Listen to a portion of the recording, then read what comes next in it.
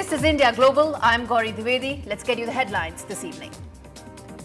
First up, Chinese President Xi Jinping meets U.S. National Security Advisor Jake Sullivan in a bid to mend U.S.-China ties. Xi Jinping seeks stable ties with U.S. after Jake Sullivan visit, says Wang Yi.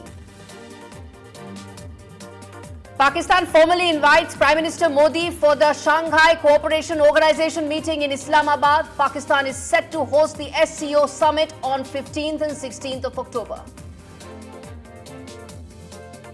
Bangladesh signs UN treaty on enforced disappearances. Treaty signed amidst criticism of Hasina-era disappearances. Indonesia and Australia upgrade their military ties amidst growing China threat in the Indo-Pacific. Indonesia and Australia sign a defense cooperation agreement. And Typhoon Shanshan hits Japan, million urged to evacuate. At least 3 people have been killed as Japan faces the strongest ever typhoon.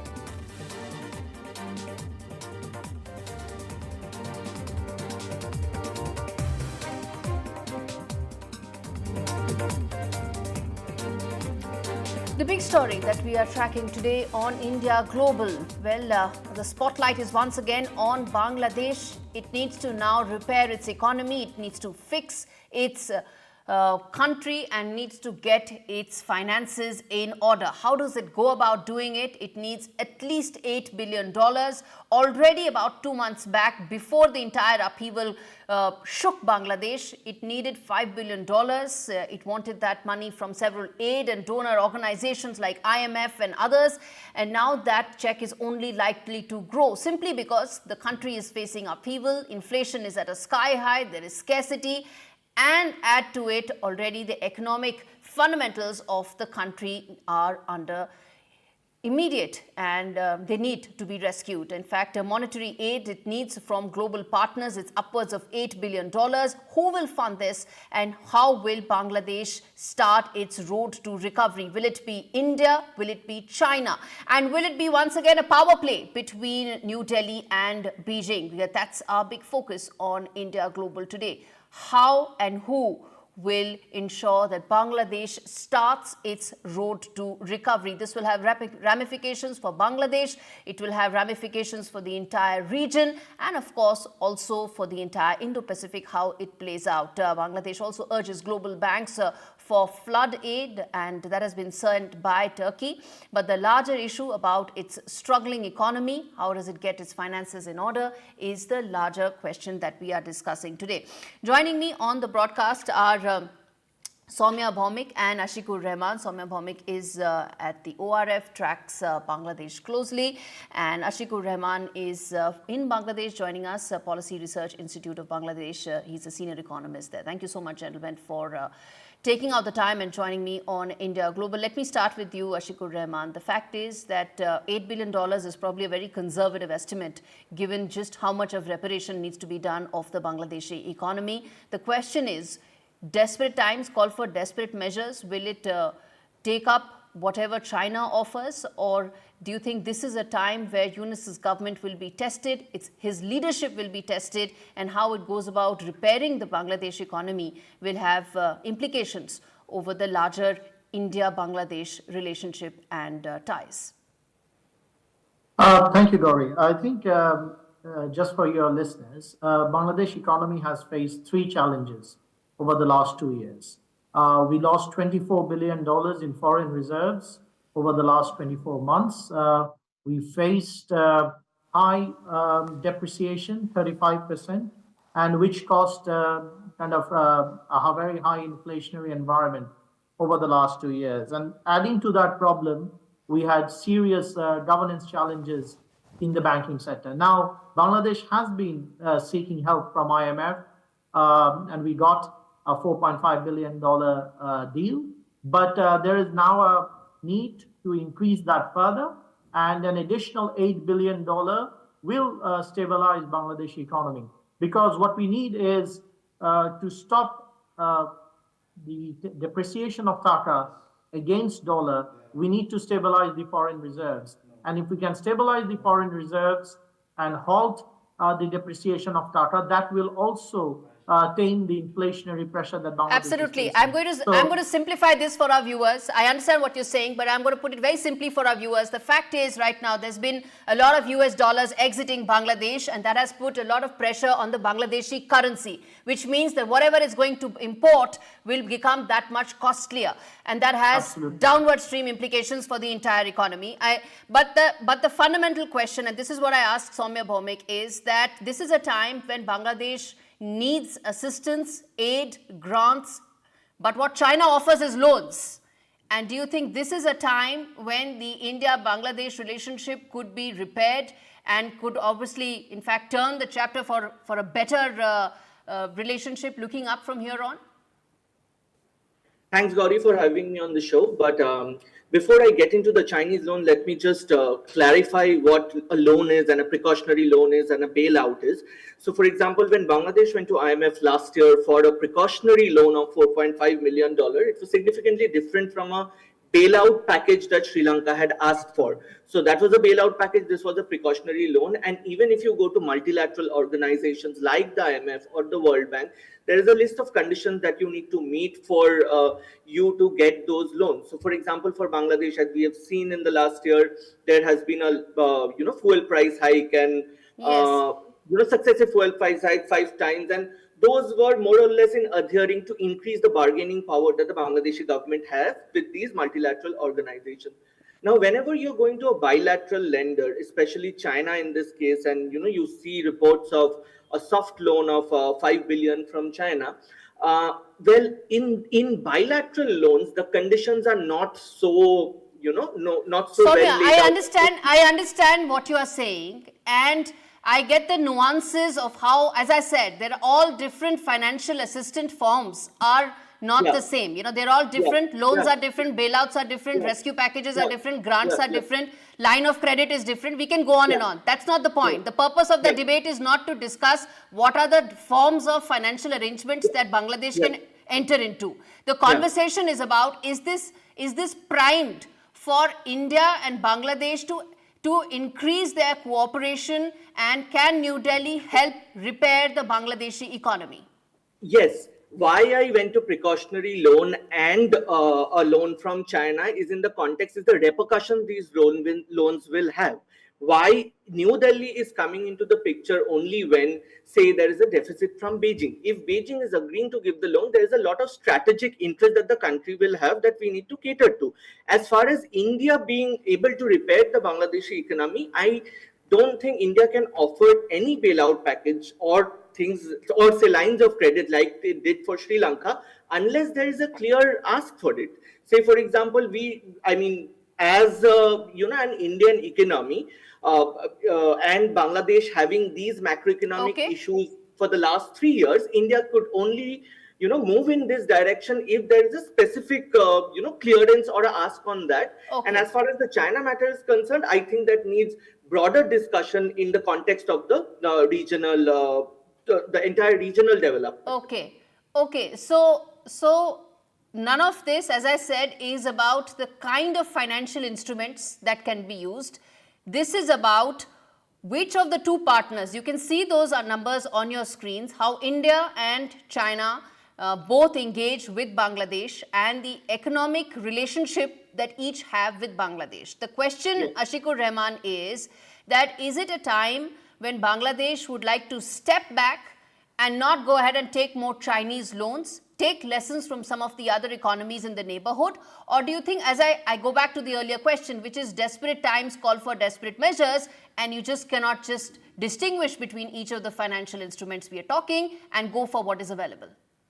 So let me clarify and underscore a point that Soumik was making, that Bangladesh is not in a desperate situation. Our foreign reserves cover 3 months of import. That's fantastic in terms of macroeconomic stability. What the loans were taken for were precautionary. And now the figures that you're showing, that we have a $8 billion line of credit with India, out of which we have used 2.1, and we have a $20 billion line of credit with China, out of which we have 3.1 we have used. So Bangladesh has been in no urgency to go to India or China to ask for political rescue. What we are seeking money from is IMF, World Bank, and ADB, and they will be enough to fund this support. And what Bangladesh has been doing very prudently in terms of macroeconomy, that we are only seeking loans at a concessional rate.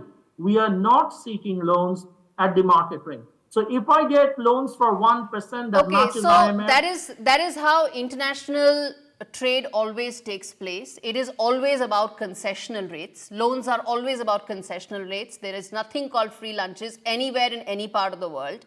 So even the LC business is about concessional rates. It can come down to 1%. As I said, the debate is not about the financial instruments. Ashik, let me just quickly ask you this, Soumya, that what all are the avenues and opportunities that New Delhi has right now to engage with the UNIS government to build on and create and strengthen its bilateral relationship right now? Do you want me to go first? Yeah. Soumya. Okay. So as far as the India's trade volume, bilateral trade volume with Bangladesh is concerned, if you take it as a proportion of India's total trade volume, it's not a significant percentage. But what New Delhi needs to focus on right now to mend its long-term ties with Bangladesh is a lot of capex and infrastructure investment in the border areas that will be impacted because of the unrest in Bangladesh. That is one area where India can move in to see that these investments and these projects are not halted. And just to add to the previous point, I'd say that Gauri, it is very, at this stage when you're looking for a economic restructuring, it is very important of the choice of the financial instrument that you make right now, because that is what is going to decide the state of your economy in the next 5 to 10 years. So it's not something that I see that Bangladesh should take up any loan or any instrument that comes to it at this point in time, specifically because it's not a bailout package yet. Okay, Ashikur Rahman, what would you want from the Indian economy in terms of help to strengthen the Bangladeshi economy? The Indian economy is bigger, robust, and in a position to help and guide. So what would you want from New Delhi in terms of an economic assistance? Well, there have been a couple of issues that are pending for the longest term. These are market access issues related to expediting the money that is tied up in the line of credit. There has been, blame game on both sides about why this money was not better utilized. So I think these are the instruments where these are the two dimensions in terms of market access and the line of credit utilization are the pending issues that can be, issues that can be selected for in the short run. But in the longer term, Bangladesh remains a friend of India. There's no really reason to doubt that the partnership that Bangladesh and India has achieved over the last 5 decades are going to get any destabilized for any particular reason. I think I sense a lot of panic in Indian media, and I want to assure there's no panic. People. No, there's no panic. No, there is no panic. I give you all time to respond, Ashikur Rahman. But yes. I am not allowing you this platform to go about making sweeping statements. There's no panic. Okay, fine. I asked you a very simple question. As a bigger economy, India is in a position to assist. What assistance you want? You can't turn around and say that there's panic. I'm sorry. No. I'm sorry. I can't allow you to. I can't allow you to go on that. As I said, fine. We don't need. As I said, a bigger economy is in a position to assist. You are saying release LC funds. That's a long thing that's been going on. Are you saying that is going to help and repair the Bangladeshi economy right now? I think we can revisit this debate again tomorrow or another day on India Global and come back with specifics. I still end what I started this discussion with. 8 billion is a conservative estimate. Bangladesh will need more than that. Second debate on the show today. Are Indians now skipping Maldives for their holidays? Maldives has lost Indian tourists in terms of numbers. They have drastically dipped from last year.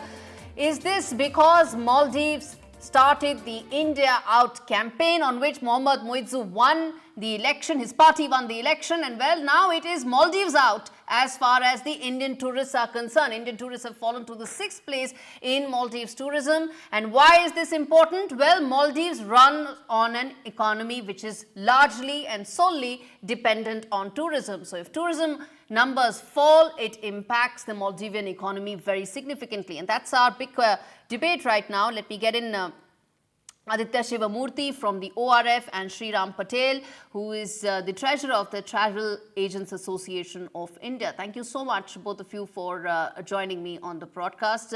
Aditya, let me start with you, which is that it was India out all the way for Mohammad Muizzu. Well, the tables seem to have turned. It is now Maldives out as far as the Indian travelers are concerned. And this is going to hurt the Maldivian economy. It is a tourism economy after all. Yeah, Gauri, I agree with you. After all, Maldivian economy, as you rightly pointed out, depends a lot on tourism taxes and charging its tourists. And I think there has been a significant blow with the number of Indian tourists not coming into the Maldives. Well, to be honest, I think there has been an increase in the number of Chinese tourists who have come into the Maldives in the last couple of months. But they were expecting a large number of tourists, overall tourists, to be to be there for this year. But that has subsequently decreased because Indian tourists are now preferring other East Asian destinations and other South Asian destinations like Sri Lanka. So Maldives seems to be not on the radar of Indian tourists as of now.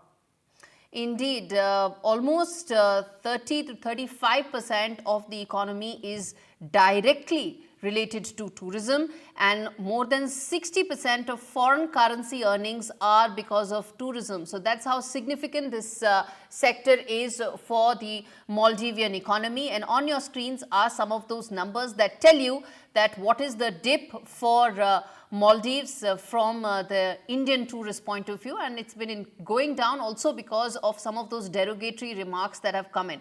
Now let's now go up 30,000 feet on this discussion. These numbers tell a story, and that story is about the India-Maldives relationship, isn't it, Aditya?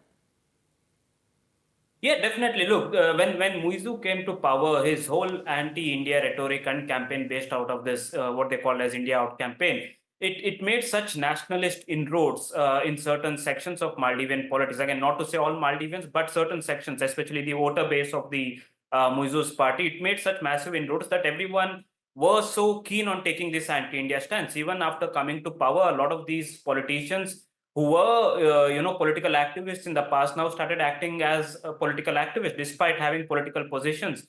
And, this whole narrative of treating India as an antagonistic power, treating India as a hostile power in itself, triggered these derogatory remarks. And they had some kind of confidence that they could do anything that they did as they were in the opposition and they could get away with it. But now I think what initially happened also is, I think there was a calculation in Muizzu's side that if Indian tourists don't come to Maldives, we can still go and catch Chinese tourists and boost our economy. But now with the Maldivian economy falling deep down in distress, there is a significant boost and initiatives being taken by the Maldivian side to bring in tourists from India. But I don't think it's working out significantly.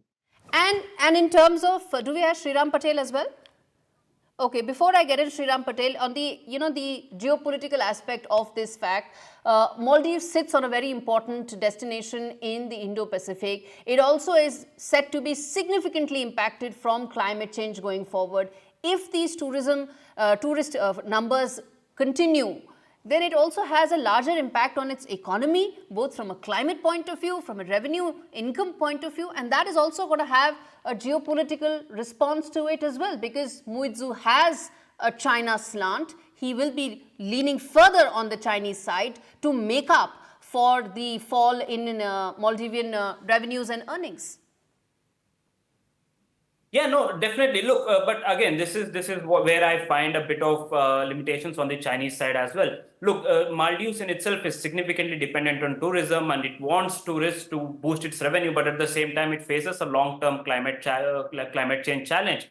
Now, China has not been significantly investing in its sustainable development projects. India has been, in fact, investing in something called high-impact community development projects, which has been working for the benefit of local communities, be it social sector, be it health sector, education sector. So that is something, that China has not been able to do in the last 5-6 years. Now, we see that changing to a smaller scale, but China has been a significant mega infrastructure investment partner compared to India, right? And if the tourist numbers start going down, there is a high possibility that Maldives' economy might go further into deep distress. But the amount of Chinese projects and loans that come in, they always come with a big economic cost. Now, the reason why Maldives' economy is in crisis is itself because it has borrowed significantly from China and it is continuing to Yes. repay them. These loans that were taken from 2015, You know, Aditya, 2016. this was a discussion I was having earlier as well on this show, which was about China's funding mechanisms. There are no grants, aids, helps, assistance when it comes to China. It is loans and loans alone. And the fine print is worrisome because you're talking about countries which are not in a position to repay high loans. So the question I'm asking is that this situation, do you think it's going to force Mohammad Muizzu and his government to probably reach out and mend ties with India more proactively than he has done so till now? Because only a couple of months back was this very derogatory remarks that his ministers had made about India and the Prime Minister. Yeah, I think that has already been happening. In fact, if you notice, in the last 3 months, we have had 3 high-level ministerial visits coming from the Maldives, and I think in the coming days, it's only going to intensify. In fact, a high-level Indian delegation was in the Maldives, reaching out to understand the current economic situation a couple of weeks ago, and to also understand what kind of investments could be offered and what kind of assistance could be offered to the Maldives. So I think there has been a push for reconciliation. China hasn't given anything substantial since Muizzu has come to power. In the last 9 months, there has been nothing significant that China has offered, apart from like around Yes. $90 million in grant. But other than that, India has offered, budget assistance. India has been offering loans.